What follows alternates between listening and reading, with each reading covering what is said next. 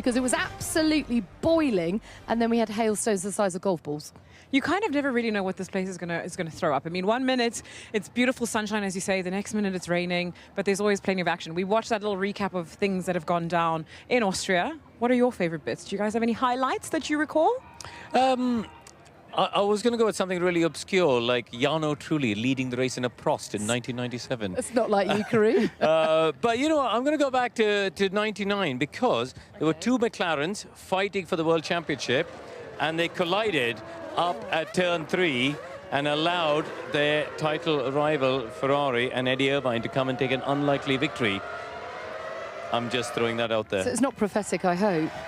Well, just saying. Well, it was a moment that stands out in my memory because you don't often see teammates collide, but it's happened a few times around this track, hasn't it? Yeah, it certainly has. I'm going to stick with the McLaren theme and go for Lando Norris in 2020 when he got his first podium in F1. And we were all feeling a bit low, weren't we, around COVID, and we needed that entertainment and pick-me-up of a great performance from Lando. And if you remember, Lewis Hamilton had a 5-second penalty after a collision with Albon, and then Lando managed to set the fastest lap on his final lap, which brought him to within 5 seconds of Lewis, and with that, his first podium.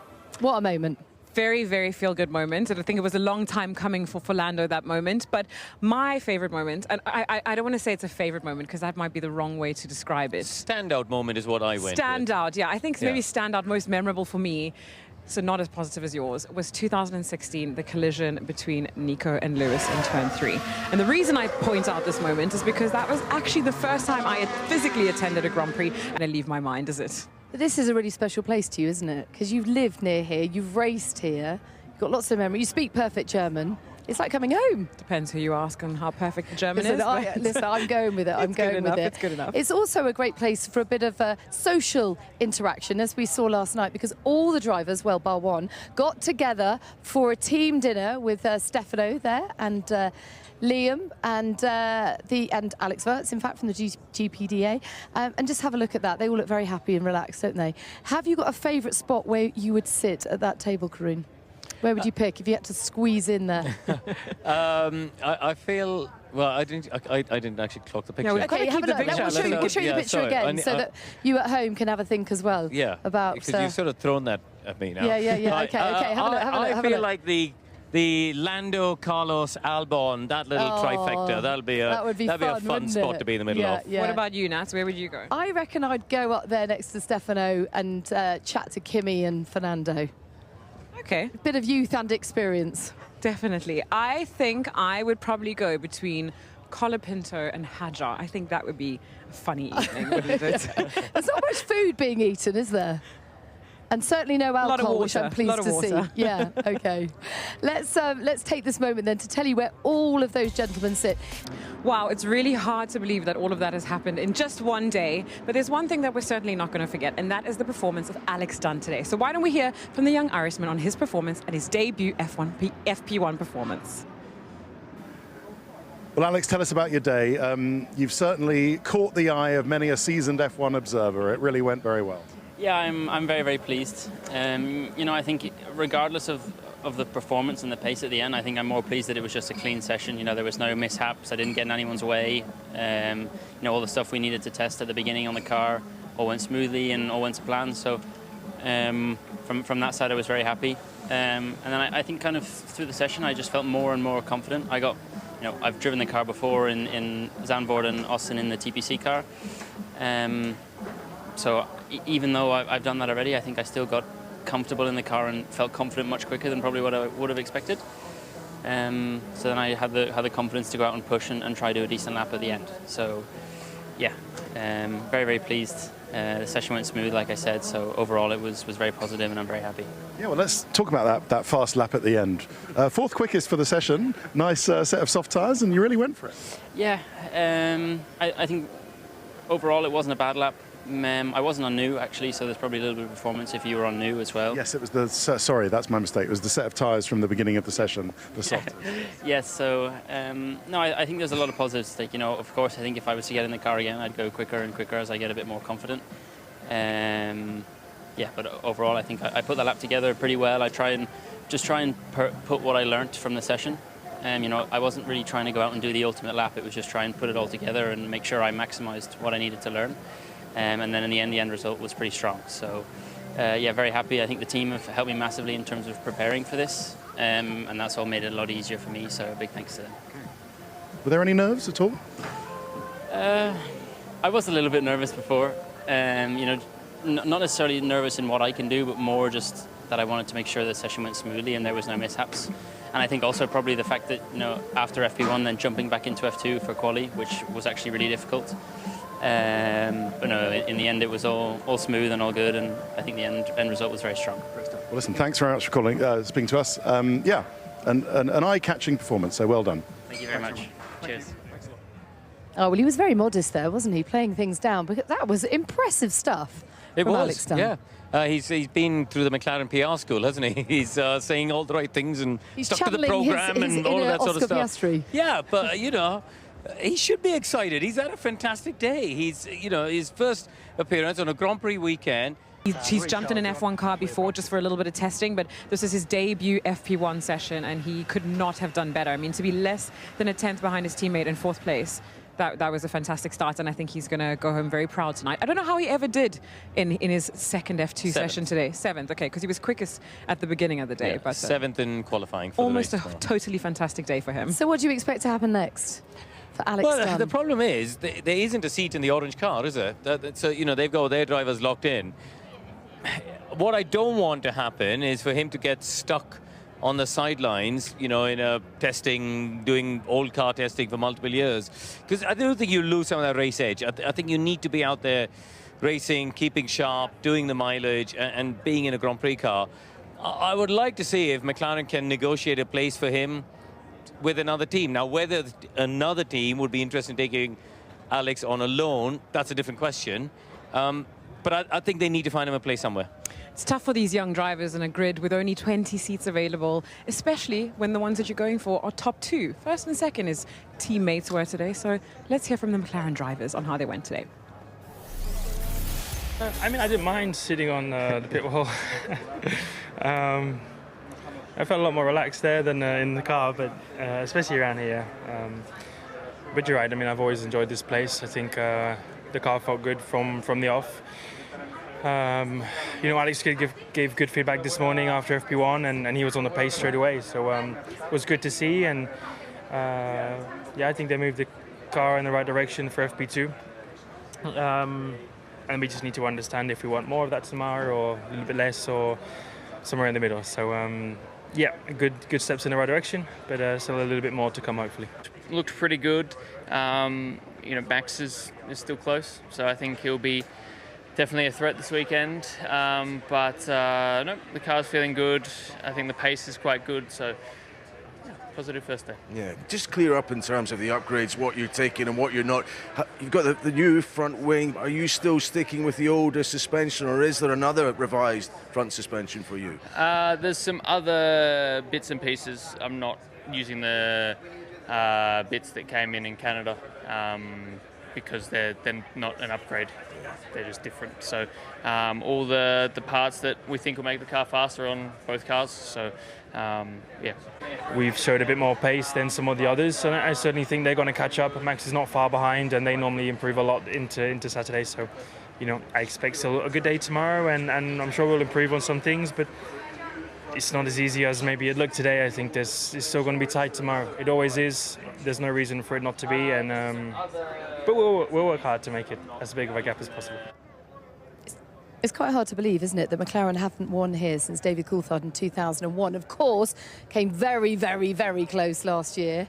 And then, as we know, that happened with Max. How important, though, is it, Karun, for Lando just to hit the ground running this weekend? You know, he's put the troubles of Canada well and truly behind him. Listen, I don't think that today really matters. I think it's about when we get to Q3 and the race. You know, if you look at the number of weekends we've had so far, you know, we've had 12 qualifying sessions in total, including the sprints.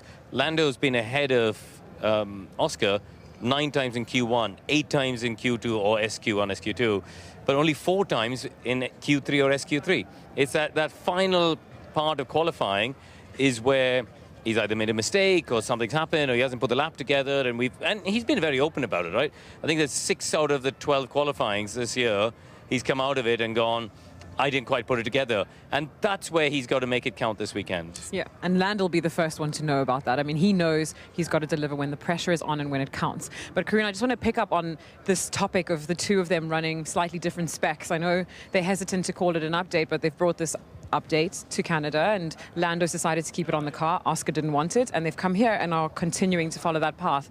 How challenging is that for the team, or what do you make of this path if they've decided to take? It's not ideal when two drivers want 2 separate things from the car, because today, especially with the cost cap, the teams have to focus resources on developing parts that hopefully is going to work for everyone. From what McLaren was saying in Canada and what they've sort of alluded to here, it's very much about driver feel. Lando's talked about this year's car not giving him the feel on the front end, not giving him the sort of feeling he would like when he turns the wheel into the corners. And the suspension update is meant to improve that. He's happy with it. It's working for him. It worked well for him in Canada. Oscar seems happy to stick with the older version. Well, it has been a star-studded couple of years for Formula One. Hollywood has graced our paddocks, and we got to grace the red carpet in New York, and here's what the drivers had to think about that experience. What an incredible experience to be able to be a part of that movie, and I'm so happy people are enjoying it and excited by the reaction from people in the crowd when you go to the cinema. Is pretty it's unusual. I don't know if I've heard that very often, people laughing and giggling and cheering. So that's definitely been one of a big highlight for the year for me. It was my first red carpet, that's for sure. It was a great carpet, actually. But it was good fun. I felt like the fans and everyone there, it was already impressive just to see so many fans outside of the sport come to New York Times Square, and shows the progress, and it's exciting to see the direction Formula One is going in. Being there in the middle of Times Square with all the 10 cars behind was quite incredible, and it didn't feel real, really. But we were there, and no, it was a crazy experience for sure. You got the stylist's choice. Wow. Yeah. Made a bit of Lily, effort. you and Lily look fantastic. Thank you very much. Thank you. Still with a double-breasted, or was it a single-breasted? I'm not quite sure. Double-breasted. Yeah, it seems to be the fashion these days. Yeah. I don't really know why. First of all, for Max, have you seen the movie yet? Is it out? Yeah. Have you? I met Brad Pitt, so that was cool as well. I heard Brad Pitt saying that you have a future in Hollywood in you. That's cool. As I said in social media, I'll take that. But I don't fully agree, but I'll take it. You don't agree? I don't think I'm a very good actor. Are you acting now? On the media, I never act. I always tell the truth. Brad's singled you out as a potential future Hollywood star, so just wondered what you thought of that. Romantic comedies. Let's see how the season goes, but hopefully we score a few more points, otherwise you might see me in Hollywood, yeah. Well, I tell you what, I think Max Verstappen's got a future in comedy. That was very quick-witted of him, wasn't it? It definitely was, and I think Pierre would have loved that, and I think he's already ready to star in his own rom-com. What about you, Nats? Are you ready to star in Hollywood? I mean, I know you did have your debut there with a bit of a soft filter over you. I don't like to talk about it, but, it was a big moment. It was a big moment. It lasted all of 3.5 seconds. But how many takes did it take to get that one line honestly, delivered? It was all day at Silverstone, which was really cool, actually, because we got a great insight into the film. But you, Bernie Collins, were a special advisor. What would you call yourself on the film? Yeah, something like that, sort of F1 expert in the background. Ooh. Yeah, no Hollywood role for me. I was definitely off camera for all of that. Well, you're being modest there, because actually Kerry Condon's character in it was, I believe, wholly based on you. What I want to know is, given that there was something of a love interest between Kerry's character and Brad Pitt's, how close to reality was that? As I said to Ryan, my other half, after we watched the film together, it's not a documentary of my life. I don't think it's based on me in the slightest. So, yes, I'm going to deny all rumours at this stage. Definitely between me and Brad, and definitely between any of the drivers that I've worked with. I have to say, we have been very lucky to be a part of the behind-the-scenes filming of this movie. But, of course, Bernie, you've been a lot closer. You've been a lot more involved. So now that you've seen the final product, how proud are you of the work that's gone into it, and how accurate is the portrayal of the sport that your input played a role in?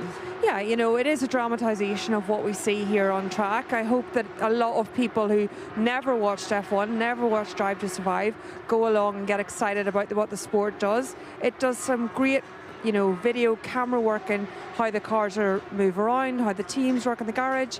You know, my job was there to make little details in the background that maybe the fans will find irritating. You know, there's some scenes at Silverstone. Are the sectors roughly the right sector time?